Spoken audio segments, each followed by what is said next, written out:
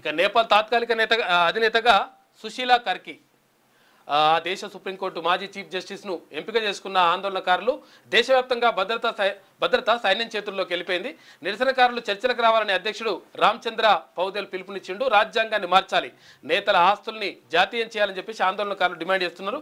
ఇక ఢిల్లీలో Telangana emergency help line పెట్టారు.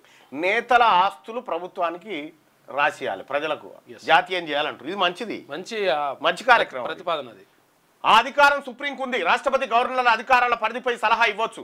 బిల్లులను నిరవధికంగా పెండింగ్ లో ఉంచడం సరికాదు. గవర్నర్కు విచక్షణ అధికారాలు ఇచ్చి రాష్ట్రాల అధికారాలను పలచన చేయకూడదు. సుప్రీంలో తెలంగాణ సర్కార్ వాదన 1970 నుంచి 90% బిల్లులకు నెలలోపే ఆమోదం. 20 బిల్లులకు మాత్రమే గవర్నర్ ఆమోదం ఇవ్వలేదు. ఆర్టికల్ 200లోని ఆమోదం నిలిపివేత తాత్కాలికం కాదు. గవర్నర్లు కేవలం పోస్ట్ మ్యాన్లు కారు. ఎస్జీ తుషార్ మెహతా ఆయన వ్యాఖ్యలు ఆయన చేసిండు. ఇక మన రాజ్యాంగాన్ని చూస్తే గర్వంగా ఉంది. నేపాల్లో పరిస్థితులను ప్రస్తావిస్తూ సిజే జస్టిస్ బిఆర్ గవాయ్ వ్యాఖ్యలు చేసినటువంటి వార్త.